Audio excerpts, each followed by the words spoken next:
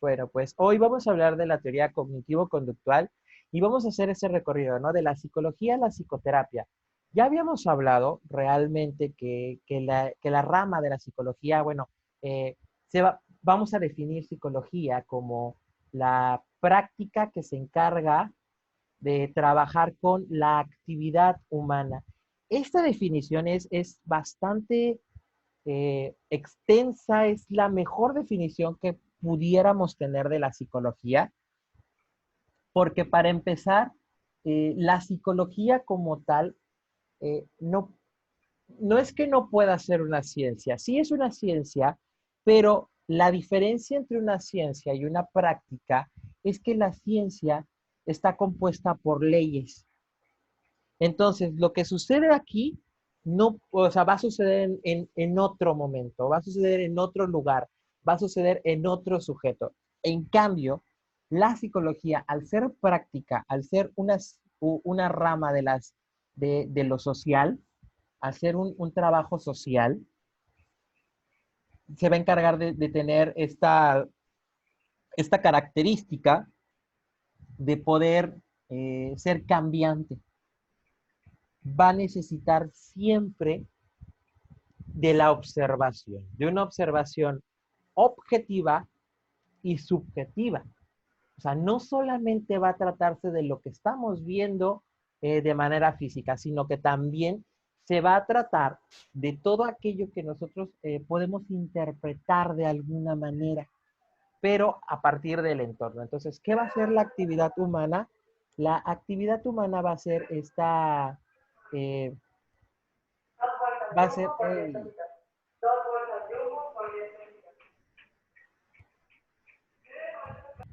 esta actividad humana va a ser básicamente el entendimiento de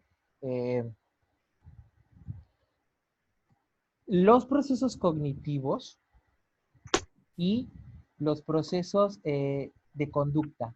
O sea, vamos a hablar de que justamente eh, la actividad humana va a ser eso, va a ser el estudio o el trabajo, porque es un trabajo, porque es una práctica. O sea, se realiza a partir de cómo el sujeto es cambiante. Entonces, la psicología va a tener esta cualidad de que va a ser la práctica de la actividad humana. Entendiendo actividad humana como la correlación entre procesos cognitivos y conducta. Por eso que la teoría cognitivo-conductual nos presente esta forma de trabajar, ¿no? Cómo la teoría trabaja con lo cognitivo y con lo conductual. Entonces sería una teoría de la actividad humana también, básicamente. Entonces, si hablamos de esta cuestión del entendimiento de la conducta, nos vamos a ir hacia lo observable.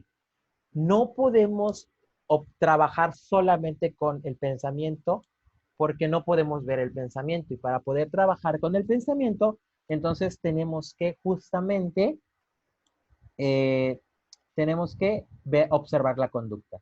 Pero no podemos solamente trabajar con la conducta tampoco porque una conducta es determinada por una cuestión, una situación motivada por un pensamiento. Entonces, eh, ¿qué vamos a hablar? Vamos a hablar del procesamiento de la información.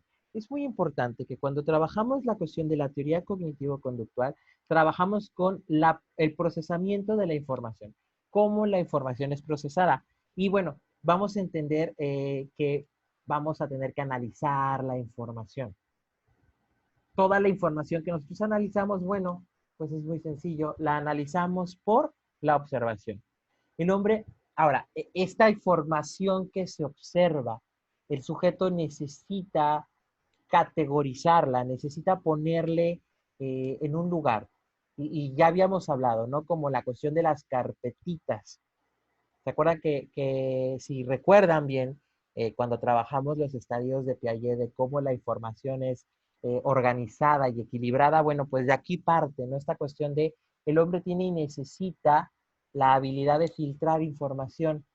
Y entonces, a cada información que el sujeto obtenga, la va a etiquetar. Y va a poner, esta situación pertenece a este evento.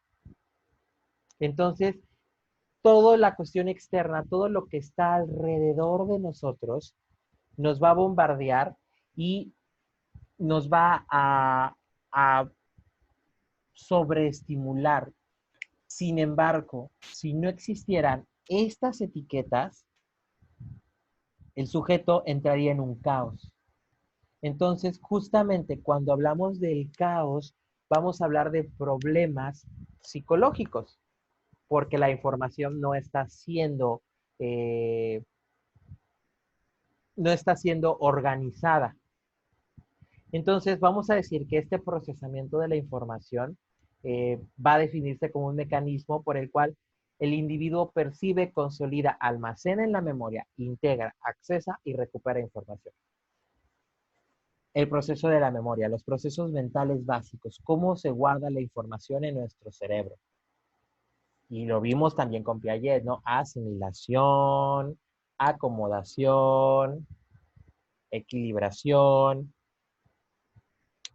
Entonces, justamente, cómo el sujeto asimila la información, cómo el sujeto la coloca donde la tiene que poner, donde debe de estar, y cómo luego la recupera para poderla usar en otro evento.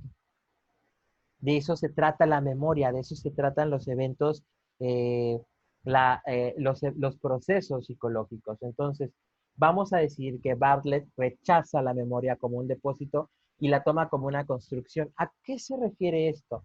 La construcción de esquemas implica que se va a observar, se va a clasificar la información.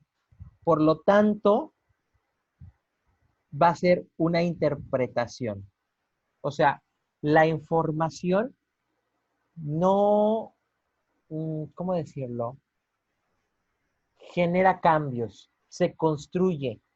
Si yo justamente voy observando cómo van llegando las cosas a la mente, cómo voy estimulándome de una cuestión de experiencias, esas experiencias van a construir nuevas experiencias.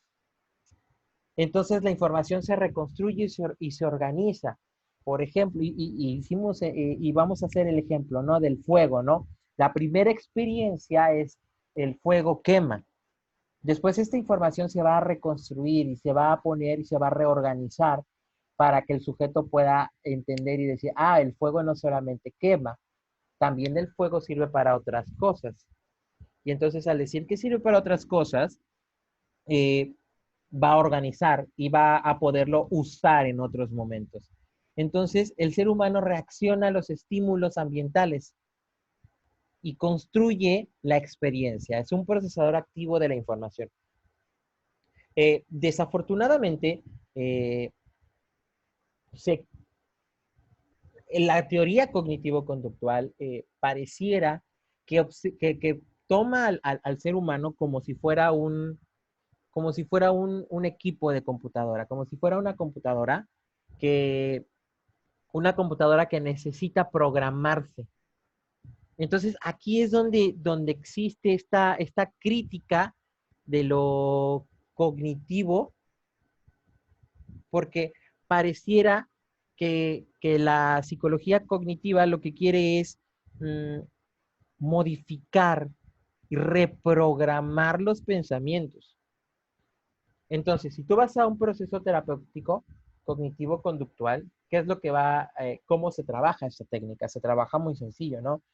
Una de las formas de trabajar, o sea, una de las características es que te hacen preguntas sobre los pensamientos que tuviste, cuántos pensamientos tuviste, qué es lo que hacías para no tener ese pensamiento y ahora qué vas a hacer para no tener ese pensamiento. Y entonces es una reprogramación de pensamientos.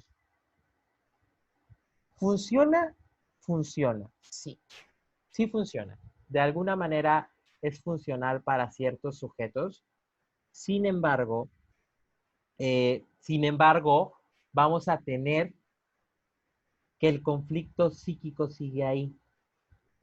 Es como tener un bote de basura y solamente ponerle una tapa aromática. La basura sigue ahí, pero ya no huele mal. Y eso pasa con esta teoría. ¿Funciona para cambiar, modificar adicciones? Sí. ¿Funciona para calmar depresiones? Sí. ¿Funciona para los trastornos alimenticios? Sí. Sin embargo, se requerirá en su momento, el paciente va a requerir un proceso más profundo, un proceso más, eh, un proceso que vaya más allá de solamente la modificación conductual.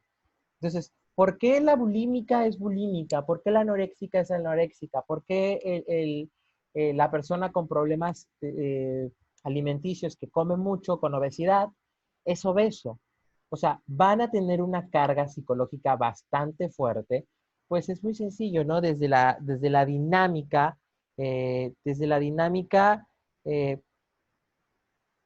dinámica psicológica, eh, ¿qué está pasando, no? ¿Por qué no come? ¿Por qué, qué es lo que no come? ¿O por qué lo vomita? ¿Qué es lo que vomita, no? O el que come mucho, ¿por qué tiene mucha hambre, no? O sea, ¿qué realmente no se llena? Las adicciones, eh, ¿qué es lo que quiere anestesiar el borracho con el alcohol?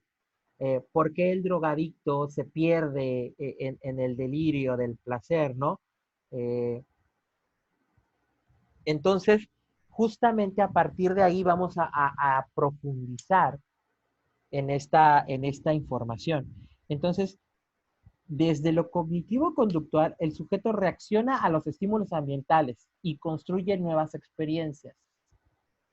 Entonces, si yo te empiezo a cuestionar tus pensamientos y todo esto, pues claro, vas a reaccionar de alguna manera. Entonces, ¿cómo se ingresa la información? Bueno, la información va a ser como en una computadora. Vamos a tener un estímulo que llega y es captado a través de los sentidos y se va a categorizar. Se etiqueta y se almacena. Así de sencillo. Si el estímulo se reconoce como una categoría preexistente, se almacena ahí. Si no, se crea una categoría nueva. Estos van a ser los esquemas cognitivos. Experiencias previas que van a llegar a generar nuevos conocimientos y nuevas experiencias. Entonces, ¿qué son y para qué sirven estos esquemas cognitivos? Bueno, pues muy sencillo. Vean la imagen, o sea, es un principio organizador. Si no hay esquemas cognitivos, entra en caos la persona. Entonces, nos va a ayudar a derivar significados a algo o a alguna experiencia. Nos va a ayudar a guiar nuestras respuestas y resolver nuestros problemas. O sea, realmente, ¿para qué van a servir los esquemas cognitivos? Para organizar. Van a ser un principio organizador impuesto a la realidad y nos va a permitir darle un significado a las cosas. Muy sencillo. Los esquemas de abandono. Si la persona tuvo una situación de abandono cuando era pequeño, cualquier situación de, por ejemplo, que no te respondan el WhatsApp al momento, que te dejen en visto, es más, que te cancelen una cita o un compromiso, va a activar ese esquema de abandono.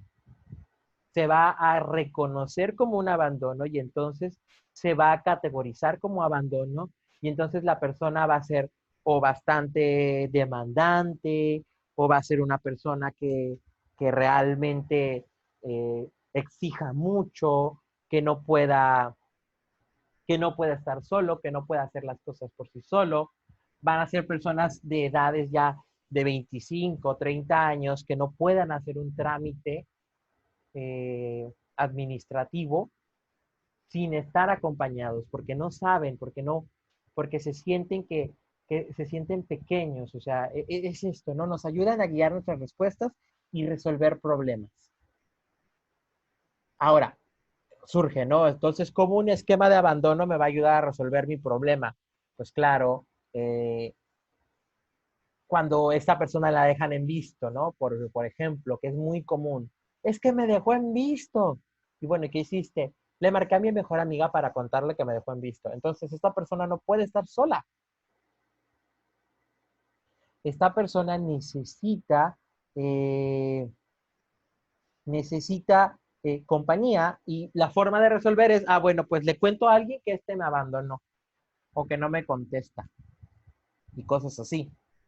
Entonces, muy sencillo, ¿no? La información entra a través de los sentidos. Los estímulos van a ser todos los eventos externos, todo lo externo que genere una sensación. Entonces, esta información entra a través de los sentidos y esta información va a ser almacenada y se va a utilizar para darle un significado. O sea, se va a reconocer. De los esquemas almacenados previamente, se va a reconocer y se va a pasar dependiendo la utilidad, ya sea a la memoria de corto plazo o a la memoria de largo plazo. Ahora, ¿qué va a pasar? La información almacenada va a generar esquemas. Se utiliza para dar un significado y reconocer. Una vez que esta información sea de utilidad o sea para algo próximo, se manda a la memoria a largo plazo. Entonces, esta memoria de largo plazo, cuando recurra otro estímulo, se convierte en un esquema. O sea, ese esquema, cuando se pasa a la memoria a largo plazo, es porque se va a ir a los esquemas. Se convierte o se almacena dentro de los esquemas. Cuando no es útil, se lleva aquí a la memoria de corto plazo.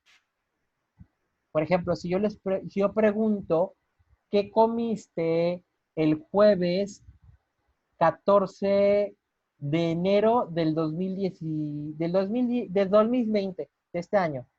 ¿Qué comiste hace 3 meses, el 18 de enero de este año? Claro que no lo van a recordar, a menos que haya pasado algún evento bastante importante donde ese estímulo de la comida tenga un significado fuerte y entonces se almacena. Y entonces esto se va a volver un esquema. Por eso se va de aquí para acá. Y aquí. Si no es útil, se desecha. Y si no se desecha, se queda aquí. Entonces, con base en el significado que se le da al estímulo entrante, se genera una emoción y se emite una autoinstrucción apropiada, entre comillas. ¿Por qué una instrucción apropiada, entre comillas? Porque es lo que nuestro sistema de esquemas va a generar como es lo que nosotros necesitamos. Y entonces, esta cuestión de no, me dejan en visto y después de que me dejen en visto, le marco a mi mejor amiga, esa va a ser la autoinstrucción apropiada, el no quedarse solo con el abandono y entonces canalizarlo con alguien más. No siempre va a ser una autoinstrucción buena.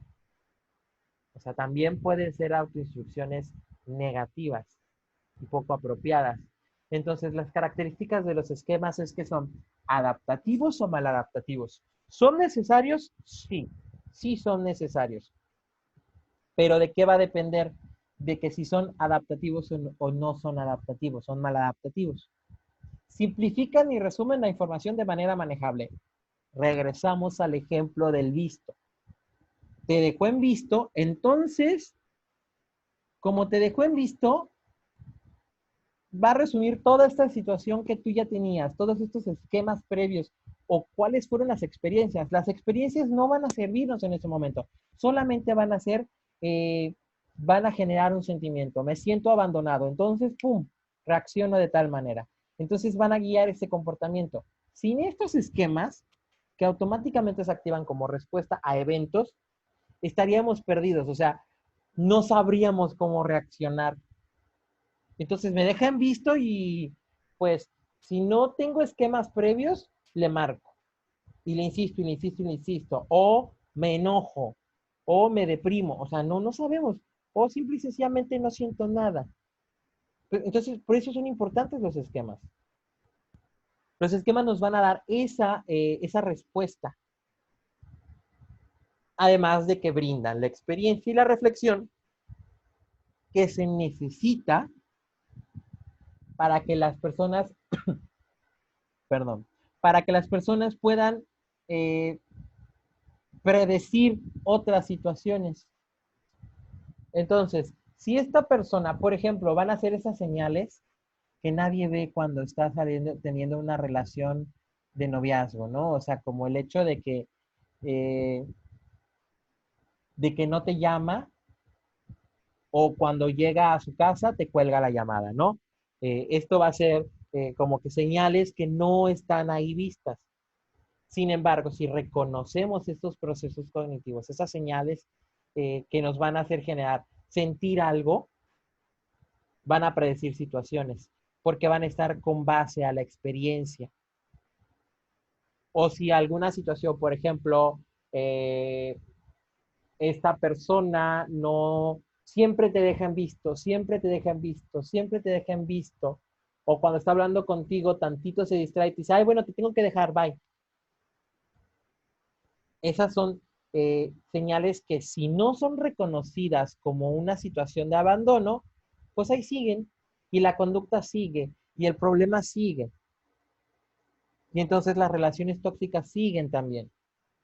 Sin embargo, cuando se reconoce como un abandono, en el momento que ya se trabajó la experiencia, el esquema, entonces van a predecir, ah, no, pues este todo el tiempo me está dejando en visto, todo el tiempo me está colgando las llamadas, si yo no le hablo, no me llama, entonces, ¿qué podríamos predecir de esto? Bueno, pues que la persona en algún momento va a desaparecer, va a abandonar, porque así sucede, como las conductas humanas son muy repetitivas. Ahora, ¿de qué va a depender? De que modifiquemos esquemas. Ahora, estos esquemas, ¿cómo se activan o se desactivan? Los esquemas existen en un continuo de activación, o sea, todo el tiempo están activados o desactivados, están latentes eh, o están listos para poder trabajar. No tienen influencia sobre el procesamiento de la información. Ojo aquí, la información que se procesa dependiendo de cuando están dormidos, esos no tienen la influencia. Esos esquemas están desactivados. Ahí están. ¿Por qué están desactivados? ¿Por qué? Porque el sujeto está viviendo en una situación donde las experiencias negativas han sido bloqueadas por que son intolerables para el sujeto. Entonces, estos pensamientos no pasan por ahí, no pasan este filtro.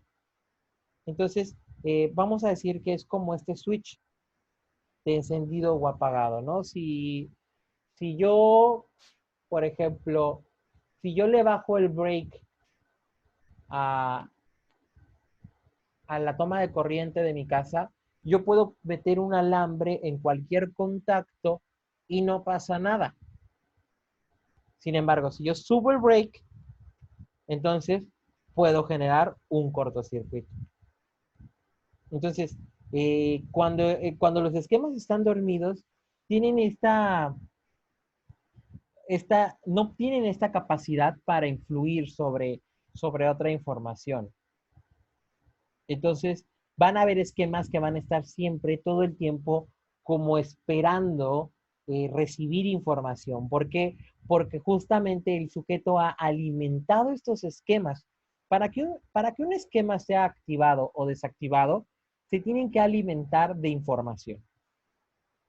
Entonces, un esquema de autoconcepto o de valía, el esquema de valía, por ejemplo, yo valgo tanto. Entonces, si todo el tiempo he tenido experiencias que no me demuestran que yo soy una persona importante o que yo soy una persona que puede hacer las cosas, Entonces, ese esquema va a ser alimentado por todas estas situaciones negativas. Pero el esquema de que yo valgo mucho, yo soy una buena persona, yo puedo hacer las cosas, yo tengo la capacidad de resolver problemas, no va a ser alimentado. Entonces, no puede funcionar. Y toda la información, como ese esquema está latente, ahí está, no es que no exista, está apagado.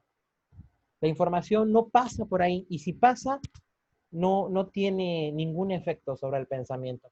Entonces la información va a pasar en el esquema que esté activado. Entonces, el trabajo cognitivo-conductual es modificar, cambiar ese esquema, encender el otro esquema y activarlo para que los pensamientos empiecen a filtrarse de otra manera. Esta premisa funciona muchísimo con la programación neurolingüística. ¿Cuál es la premisa de la programación neurolingüística? Es de que las palabras tienen mucho poder. Claro que las palabras tienen mucho poder. Ya Lacan lo dijo, el inconsciente está estructurado como un lenguaje, pero no lo dijo en el sentido de que sea estructurado como un lenguaje que hay que hablar y las palabras tienen una fuerza tremenda. No, no, no, no, no, no, no. Él lo dice porque el sujeto es hablado, o sea, el sujeto es identificado, se le da un nombre, tú eres tal persona y yo te estoy viendo, si yo te doy un nombre, si yo te doy una serie de significantes lingüísticos, tú vas a crecer en función de esos. Sin embargo, la teoría cognitivo-conductual y el coaching y el, la programación neurolingüística, más que nada el coaching y la programación neurolingüística van a tener estas premisas de que tus palabras son la fuerza que te van a hacer emprender o te van a llevar al éxito y entonces piensa positivo y tu vida será... No, no es cierto. O sea, que tú pienses positivo no quiere decir que tu vida vaya a ser positiva. O sea, claro que podemos decir, bueno, hay que sacarle el lado positivo, el lado amable de tal situación. Claro, esa sería una racionalización y eso se vale. Pero decir que de todo siempre hay que sacarle el lado positivo, pues no. Y entonces, si ustedes han hablado con alguna persona que tenga una formación de programación neurolingüística, las van a escuchar y van a decir, oh, por Dios, ¿qué está diciendo esta persona? Porque son tan felices, están tan emocionados, tan energéticos. Hola, mucho gusto y espero que tengas un día muy exitoso y en ver, o sea, así te hablan esas personas y tú así como que de, ok. Entonces, esta situación no tiene que ver con la activación o la desactivación de esquemas, ¿ok? Bueno, ahora, un esquema eh, se activa cuando se alimenta de información. Ahora, este esquema activado puede resultar en errores en el procesamiento de la información, cristalizado en forma de distorsiones cognitivas. Por ejemplo, una distorsión cognitiva sería decir que puedo leer la mente.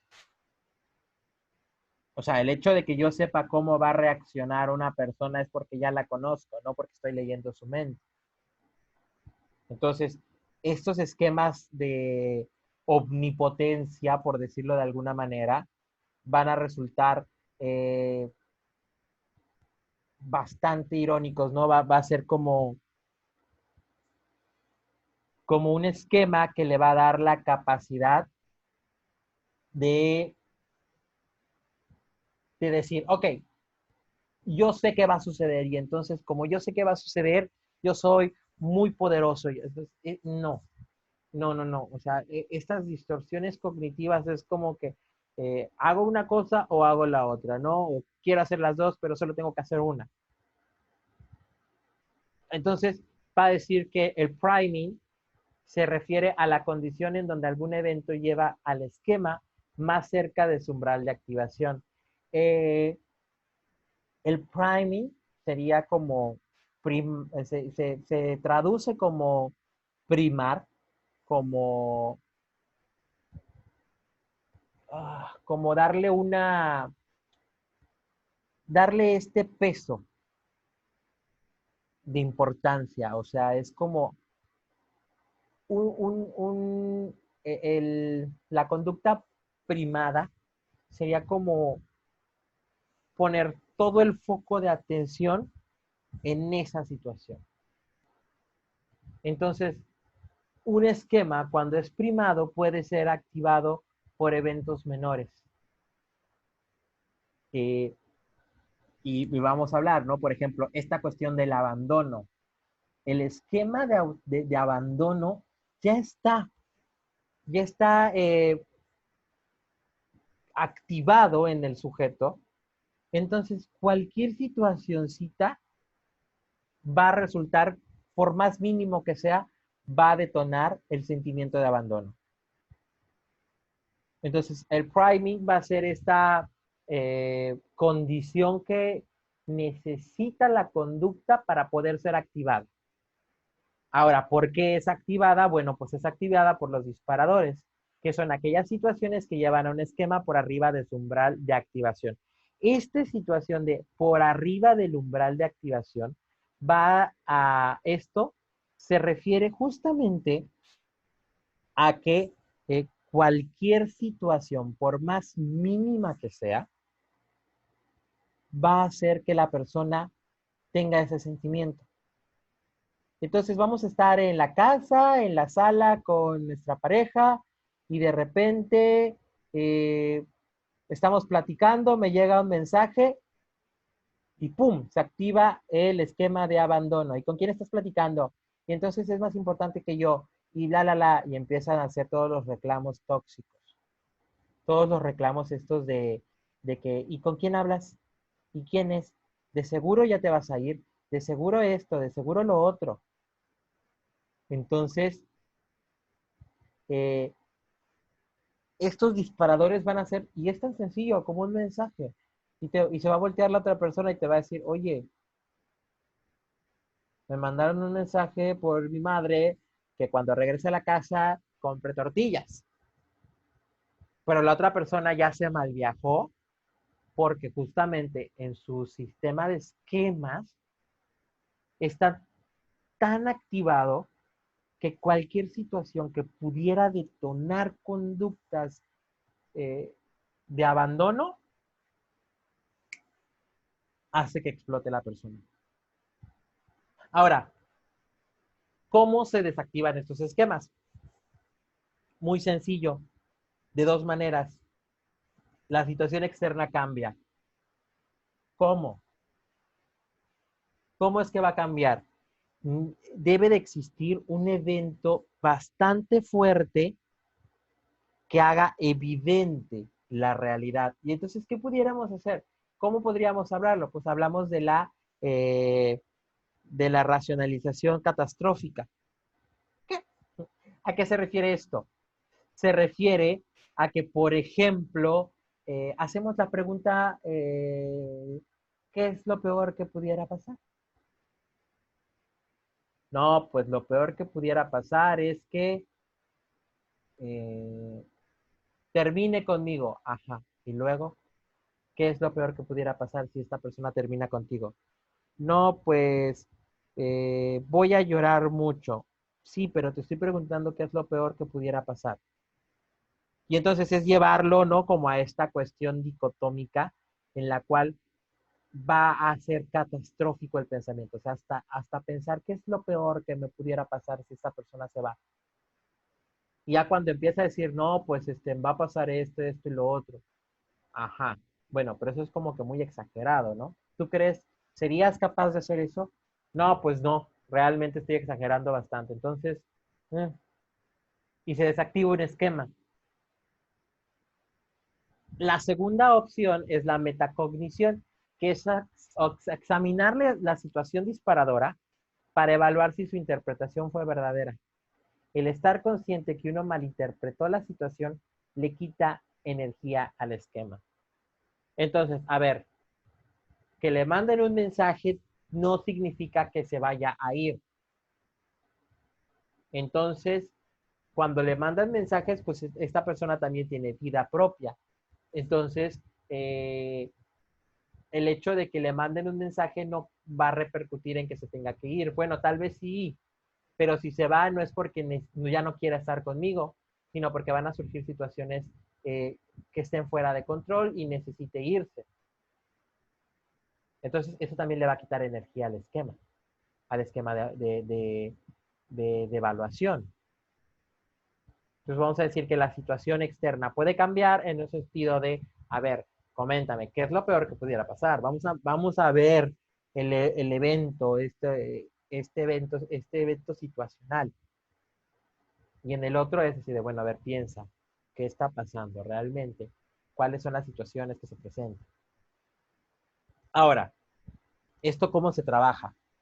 Esto es muy importante. Cuando nosotros hacemos el trabajo terapéutico con estas personas, vamos a tener que investigar e indagar con muchas hipótesis, muchas preguntas que van a llevar al sujeto a que nos responda. Ahora, las malas interpretaciones de los eventos y los eventos en sí mismos son la clave de los trastornos emocionales. Regresamos al ejemplo de quedarse en visto por el WhatsApp. Entonces,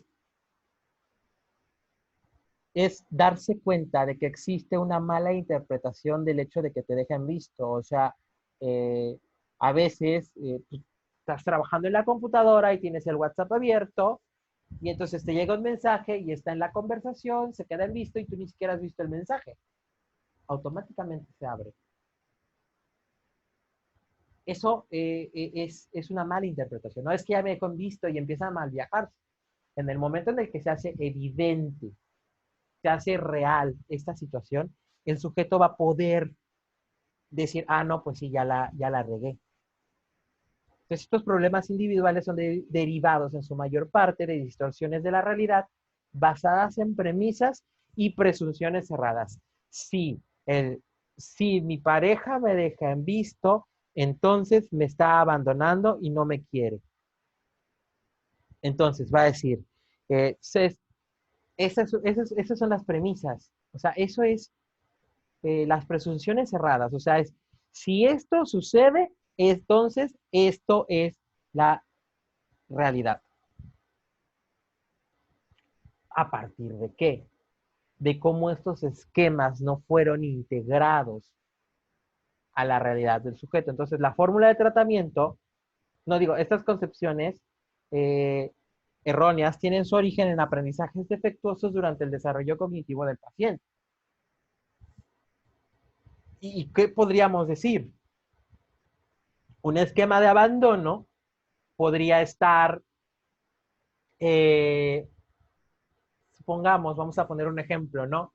El niño que, que crece de padres divorciados y entonces el padre divorciado, el padre o la madre, cualquiera de los dos, el que ustedes gusten, eh, va a decirle al niño, mañana vengo por ti. Y pasa mañana y, no, mañana voy por ti. Y así, así, así, hasta que el mañana nunca llega. Entonces el niño pues va a estar en una situación de mentiras. Y entonces ya no va a creer nada. O, por ejemplo, el hijo que sale con uno de sus padres y de repente surge algo importante y el papá lo deja con alguien más. Siempre. Cada vez que sale con el hijo o la hija, salen a la calle, siempre surge una situación y entonces con la primera persona de confianza que vea, deja al niño y lo va a recoger después. Y entonces estas situaciones se repiten y se repiten y se repiten y se repiten y se repiten. Y entonces, ¿qué va a pasar? Vamos a tener a una persona que va a crecer y tantito le dicen, dame chance, ahorita regreso. La otra persona entra en angustia cuando es adulta. Pero al ser adulto no lo reconoce como una situación de abandono. Simple y sencillamente va a entrar en ansiedad y no va a saber por qué se está sintiendo así. Entonces, el terapeuta ayuda al paciente a identificar sus distorsiones del pensamiento y a aprender, a aprender maneras alternativas y más realistas de formular sus experiencias. Entonces vamos a tener que esta persona le dicen, dame un momento, ahora regreso. Ok, la persona tendrá que identificar, no, me siento angustiado. Bueno, pero ¿por qué me siento angustiado? Me dijo que ahora regresa. Es más, estoy viendo que está yendo, me dijo que va a ir a tal tienda o que va a ir al baño, pero me dijo que yo me quedé aquí a esperar tal cosa. Entonces la persona va a decir, ok, va a tardar un poquito, pudiera encontrarse a alguien en el camino, distraerse o pudiera encontrarse algo y distraerse y tardar más de la cuenta. Pero eso no quiere decir que me va a abandonar. Entonces, ¿qué vamos a hacer? Ok, voy a pensar en otra cosa. Voy a pensar en que eh, sí va a regresar y me voy a concentrar en que estoy haciendo fila y me pongo a hacer otra cosa. Y entonces esa es la reformulación del pensamiento. Por eso comentaba al principio que justamente la teoría cognitivo-conductual va a encargarse de eso, de programar o de reprogramar ciertos pensamientos para que el sujeto no le causen ansiedad, no le cause ningún conflicto. Y regresamos a la misma, a este círculo de pensamientos. Un estímulo, un estímulo va a generar una hipótesis que sería, eh, que sería llevar a la deducción. Entonces, a ver, a ver, coméntalo, Stephanie. Eh, por ejemplo, usted dice que la terapia conductual es para eh, como cambiar, ¿no? Todo eso que a lo mejor tiene problema en terapia. Pero también se puede trabajar con psicoanálisis y con conductivo. Digo, porque en psicoanálisis pues como que escarbas, ¿no? ¿De dónde viene ese problema? ¿De dónde está arraigado? O, Y ajá. con la terapia conductivo-conductual, pues lo ves la forma de corregirlo o de, de cambiarlo, de ayudarle. Ok, a ver, ¿qué va a pasar? Sí. En la teoría, en este trabajo cognitivo-conductual, vamos a tener que el terapeuta ayuda al paciente a identificar las distorsiones del pensamiento y a aprender maneras alternativas de formular sus experiencias.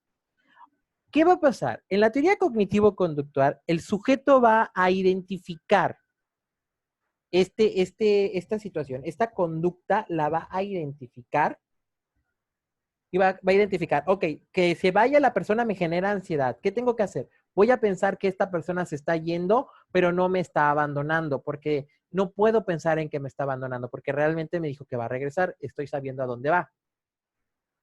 Entonces, voy a modificar ese pensamiento. ¿Sí me va a ayudar? Sí. Ahora, en el psicoanálisis vamos a tener que la persona no va a modificar pensamientos, va a entender.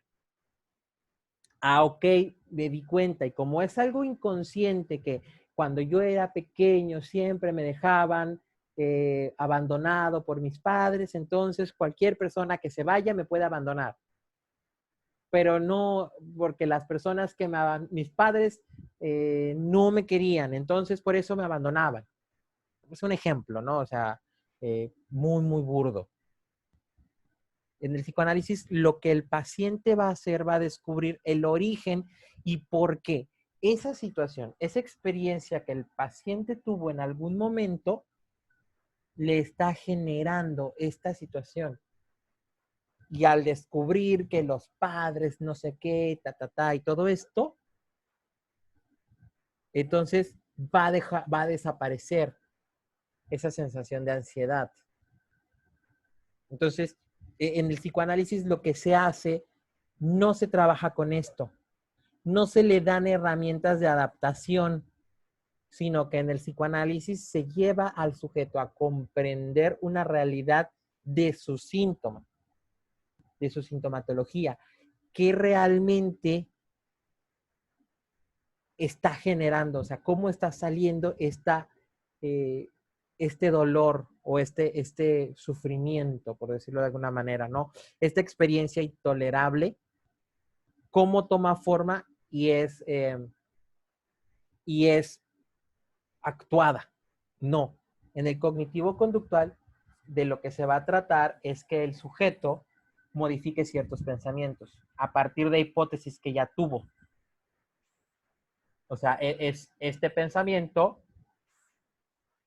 lo voy a dejar de pensar o de tener porque me causa tal emoción o tal conducta. Entonces, ahora, esto nos va a decir de que los seres humanos utilizamos un sistema autorregulador, el cual procesa, codifica e interpreta la información del exterior y posteriormente da instrucciones, prohibiciones, satisfacción y autorreproches. Nos da hipótesis. Entonces, ¿qué va a pasar? Los seres humanos nos vamos a estar ligados a este mensaje escondido, ¿no? A este mensaje que está desactivado y que no está alimentado por pensamientos distintos, por experiencias positivas. Entonces, estos estímulos ambientales nos controlan solo al grado de que se mezcla con nuestro sistema psicológico interno. Aquí sí va a haber mucho de lo biológico. La teoría cognitivo-conductual tiene una gran influencia psiquiátrica.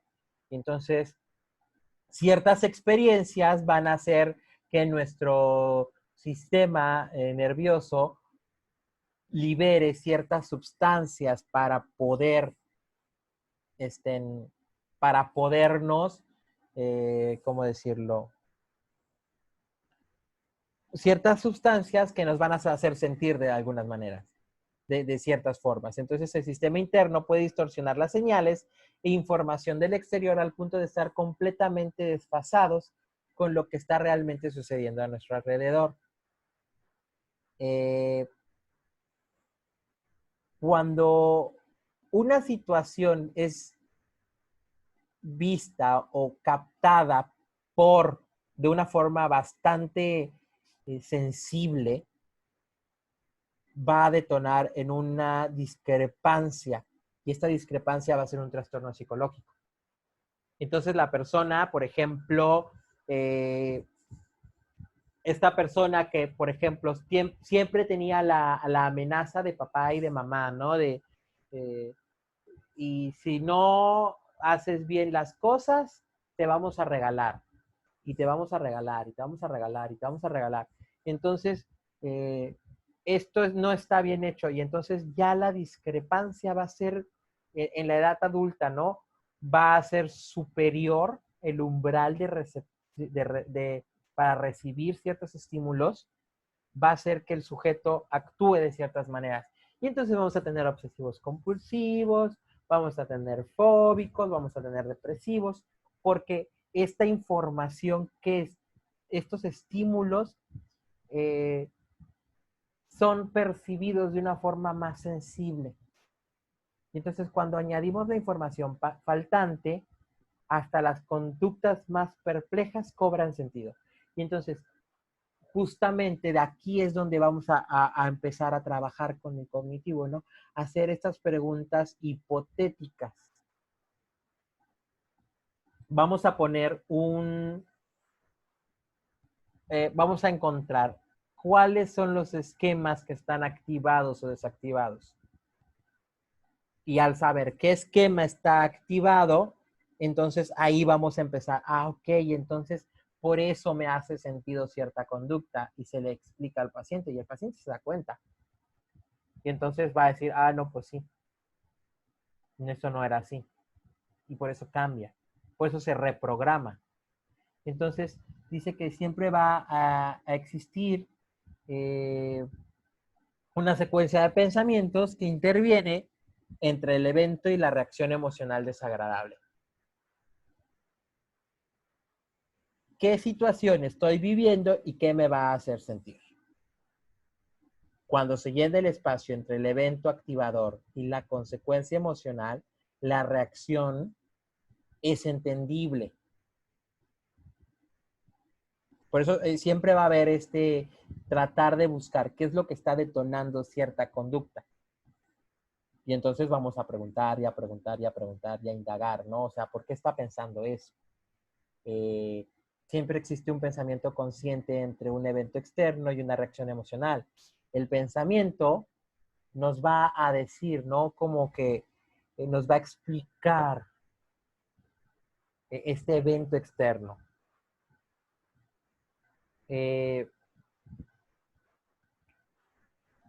Cuando no existen estos eventos, encontramos un evento cognitivo que produce una respuesta emocional. Entonces vamos a tener siempre, por ejemplo, si pasó algo que detonó esta situación, pero el paciente no lo recuerda, vamos a escuchar, ¿no?, los pensamientos que tiene.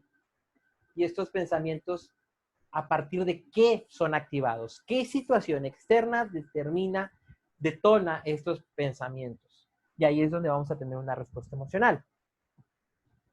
Entonces, este flujo cognitivo explica las emociones negativas persistentes en trastornos de depresión y ansiedad.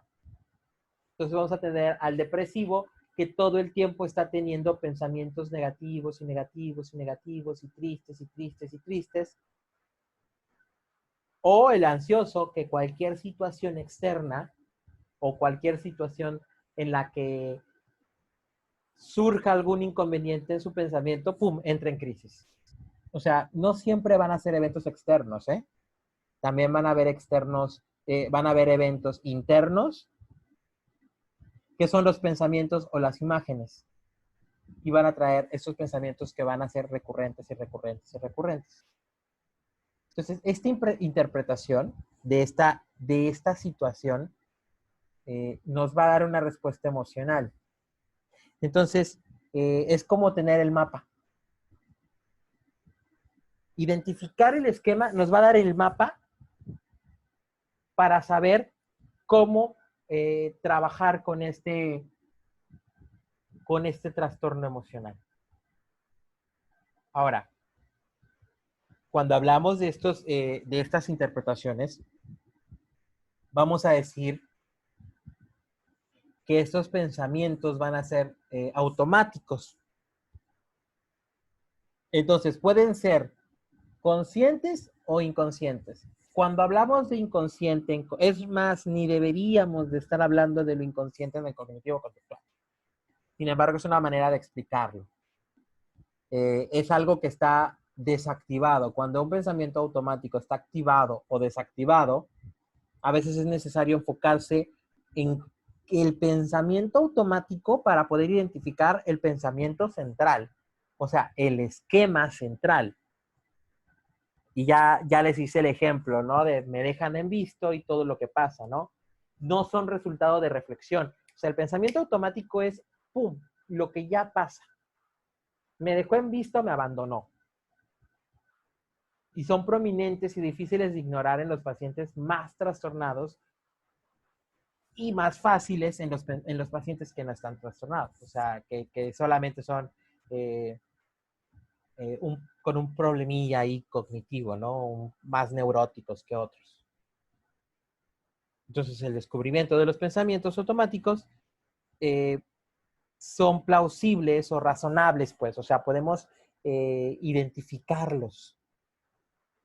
Por eso siempre, cuando vas a terapia cognitivo-conductual, lo primero que te pregunta tu terapeuta va a ser, ¿y qué tipo de pensamientos tuviste? ¿Y cómo estuvo este pensamiento? ¿Y qué te decía? ¿Cuántas veces lo pensaste? ¿Y qué situación detonó? ¿Y entonces qué hiciste? ¿Y qué vas a hacer ahora para cuando llegue este pensamiento otra vez? Las palabras pueden cambiar, pero el tema generalmente es el mismo, ¿no? O sea, me dejó en visto, me colgó la llamada, no me contestó el meme que le mandé. Cuando yo llegué a su casa se durmió. Pero el libreto va a ser el mismo, ¿no? O sea, siempre va a ser el tema. Abandono, abandono, abandono. Entonces, es necesario que el paciente identifique y se enfoque en estos pensamientos para que puedan pasar desapercibidos. A veces reportan, ¿no? No debía haber estado pensando esto. Y se debe haber estado pensando en vez de lo que realmente estaba pensando, ¿no? O sea, debía haber estado pensando que estaba cansado en lugar de decir que no le importo. Entonces es como hacer evidente, no es como reeducar, es como trabajar con los niños. Ahora, ¿cuáles son los principios generales que guían el contenido de estas señales internas? Bueno, pues el monitoreo, la autoinstrucción. Primero hay que tener en mente, ¿no? Que las personas generalmente responden de manera predecible entre ciertas situaciones. O sea, si yo me siento así y es identificar la emoción que tiene el paciente para poder luego identificar el pensamiento. Si yo llegué a ver a mi pareja y mi pareja empezamos a platicar y de la nada se durmió, entonces es un desconsiderado o es una desconsiderada. Entonces, ¿qué voy a decir? Ok, entonces no me abandonó, tal vez estaba cansado, pero a ver, ¿qué fue lo que sentiste cuando se durmió? Ah, no, pues me sentí vulnerable. Ok, bueno, ¿y qué pensaste en ese momento? Sentí que no le importo y que no me quiere y que no sé qué y que me va a dejar y que ya le aburrí y que vamos a terminar. Ok, y entonces esos son los pensamientos automáticos. ¿Y entonces qué hiciste? Lo golpeé, lo desperté y le hice un drama. Y esa es la conducta. Una conducta condicionada ante a una situación, ante un estímulo condicionado. Que se duerma me genera en mí ansiedad y esa ansiedad, la respuesta es enojo. Entonces cada persona va a tener un conjunto de reglas que guían el cómo reaccionar ante situaciones específicas. Por eso es una práctica, por eso no es una ciencia la psicología. O sea, en cuestión de definición. Porque cada persona va a ser distinta. Lo que aplicó en mí no va a aplicar en el otro. A eso me refería yo con que la psicología es más práctica que ciencia. Porque no va a detonar leyes. No va a aplicar lo que en esta persona aplica en la otra. Estas reglas no solo guían nuestras conductas, también forman las bases de nuestras interpretaciones siguientes. O sea, cómo después voy a utilizar esa experiencia para la próxima. Y entonces establecen estándares, o sea, cómo voy a reaccionar, qué tan efectivo, qué tan práctico me resulta pensar en esto.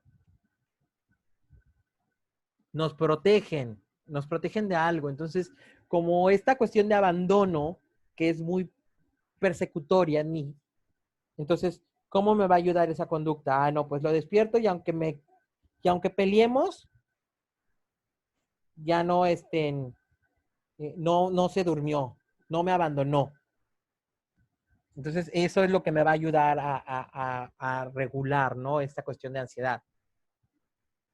Sirven para guiar nuestras acciones y evaluarnos a nosotros mismos, así como los demás. O sea, es de, me siento así, me siento bien, me siento triste, me siento molesto, pero va a guiar, ¿no? Cómo realmente estos pensamientos nos van a ayudar a predecir y las conductas. Y estas conductas las aplicamos para juzgar si nuestro propio comportamiento o el de los otros está bien o está mal. O sea, si aquí no es que, y no vamos a hablar de cuestiones morales ni para juzgar, no. O sea, esto que hace la persona me hace sentir más tranquilo o más intranquilo, ¿no? O sea, menos tranquilo. Y entonces, siempre estos pensamientos van a asegurar algo, de alguna manera. Van a hacer que el sujeto lo que haga, cualquier conducta que tenga, va a ser una conducta que va a bajar esta sensación o va a hacer que deje de sentir esa emoción. Y entonces estas reglas nos ayudan a etiquetar, clasificar y sintetizar observaciones de la realidad y transformarlas en conclusiones significativas. Entonces, ¿a qué se refieren estas reglas? Estas reglas son las que vamos a nosotros ayudar al paciente a que el paciente las ponga. Que el paciente establezca ciertas reglas para clasificar, ¿no? Ok, se durmió, esta sensación que tengo no es la que debo de tener, entonces lo voy a mandar a la etiqueta de traumas de infancia, pero ahí se va a quedar.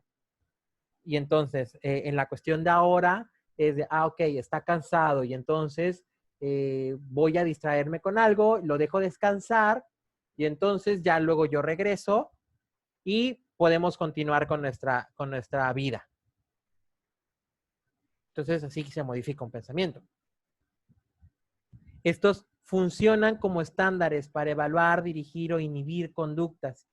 Son aplicadas a las demás personas para juzgar lo apropiado o lo correcto de nuestras propias conductas, no de los otros. Al aplicar estas reglas, pues vamos a ver cómo el sujeto va a decir, ok, bueno, ya esto que estoy sintiendo no me genera ningún bienestar, entonces me voy a distraer. Es más, traigo mi libro, voy a leer mi libro, aquí está, de todos modos, está cansada la persona y pues después de eso vamos a platicar de cómo le fue en su día, por qué está muy cansado. Y entonces esas reglas ya van a hacer que bajen las ansiedades. Y estas van a ser unas creencias intermedias. Las reglas se derivan de experiencias concretas y son incorporadas a través de la observación de la conducta. Por eso les digo que siempre se va a tratar de observación. Observar qué está pasando, ¿no? Se durmió, entonces se durmió y me siento un poco angustiado, pero esta angustia la voy a calmar leyendo un libro y quedándome aquí.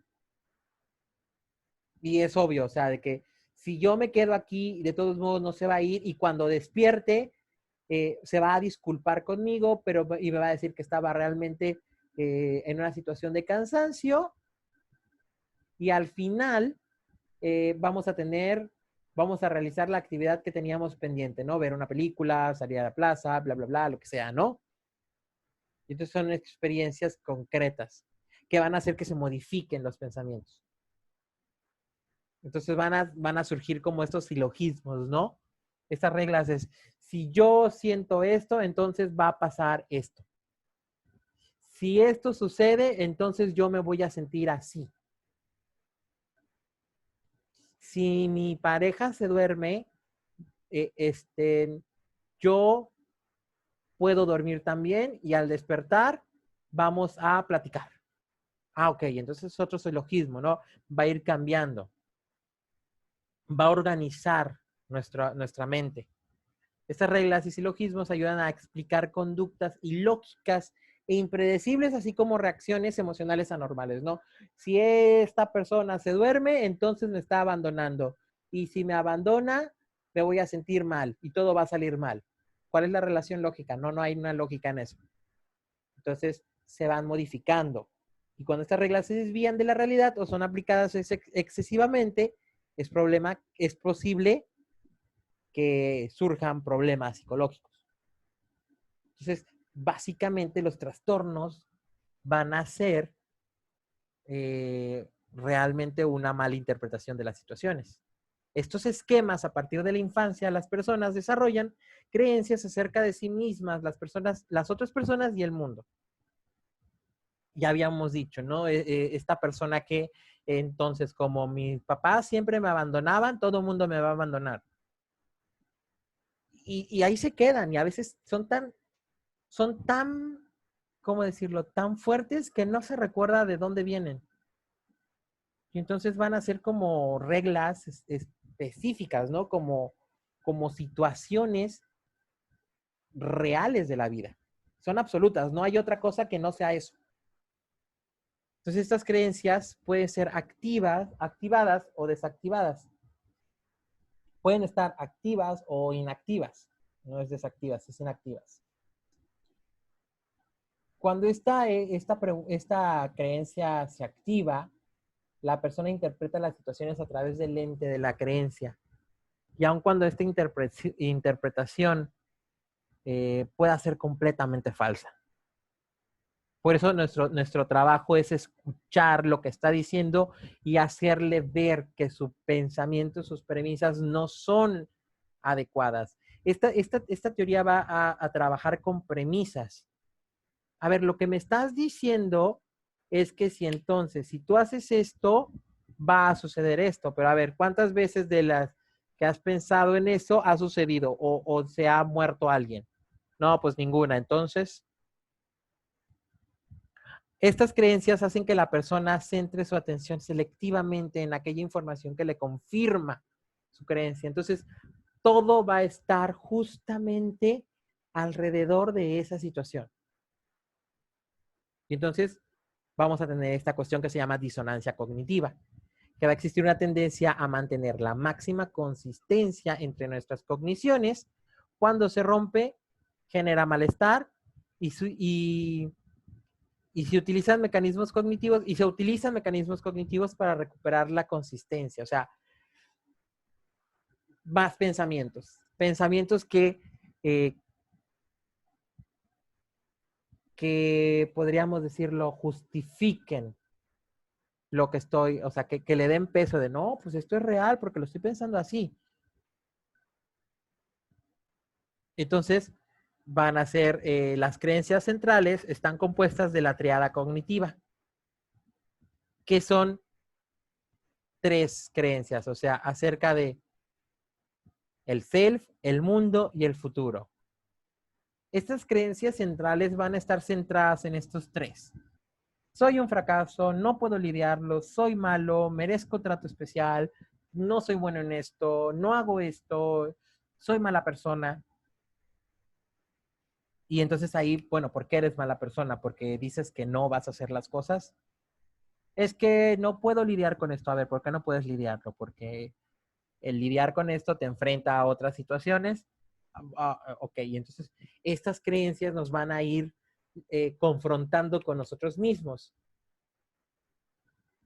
Estas creencias acerca del mundo. El peligro está siempre a la vuelta de la esquina. Las personas están para ser utilizadas. Los demás nos rechazan. Evalúan todo el tiempo. Siempre están juzgándonos. O sea, nos va a hablar de un mundo que va a ser siempre en nuestra contra, va a estar en nuestra contra. Y al final, el futuro. Mi vida ya no tiene remedio, las cosas nunca van a mejorar, siempre seré miserable. Y entonces estas 3 creencias son las que hay que cambiar.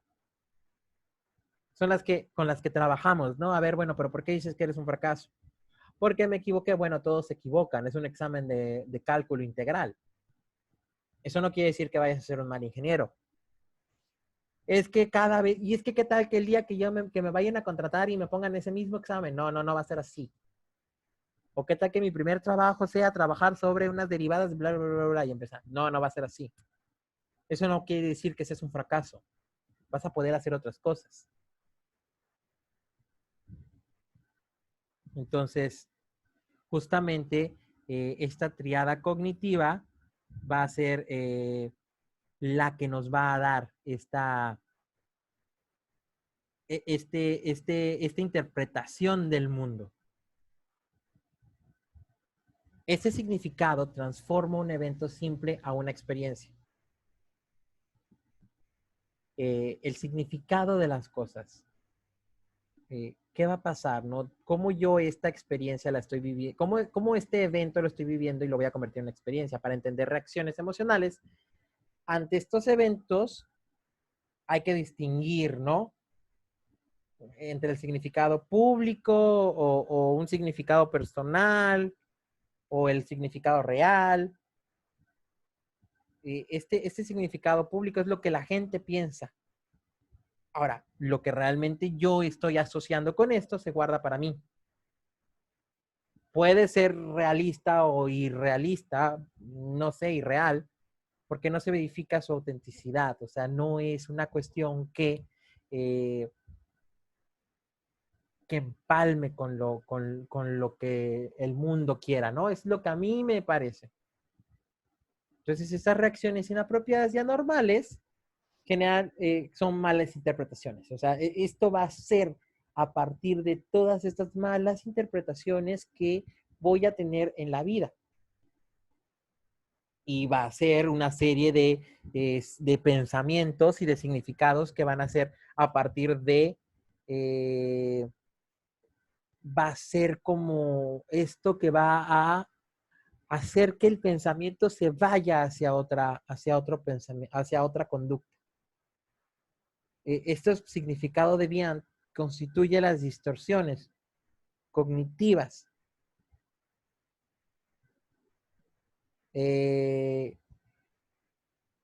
Son trastornos. Estos trastornos nos los va a dar a partir de la experiencia negativa, de esta triada, ¿no? De uno mismo, el mundo y el futuro. Normalmente nos vamos a tener que concentrar en los pensamientos. Por eso es lo que está explicando, ¿no? Uno va a trabajar solamente con la reprogramación de pensamientos para identificar significados, o sea, interpretaciones del mismo sujeto. Entonces, este contenido de interpretación de un evento lleva a una respuesta emocional específica. Entonces, si yo me siento así, si yo me siento asá, entonces esa respuesta emocional específica va a generar una conducta. Siempre va a estar envuelto de pensamientos, los significados. Y estos significados van a ser distorsionados de acuerdo a qué beneficio me trae. Acuérdense que el beneficio es cómo bajar estas situaciones de ansiedad. Y entonces es lo que vamos a trabajar con el paciente. Vamos a trabajar justamente esto, ¿no? Cómo sus pensamientos han generado conductas que no le permitan avanzar más allá de lo que realmente pudiera hacer. Porque estos pensamientos están pues realmente ligados a malas experiencias. Entonces, realmente, ¿qué es con lo que trabaja la psicología cognitiva? Trabaja, bueno, pues con estos pensamientos que han sido desviados de la interpretación.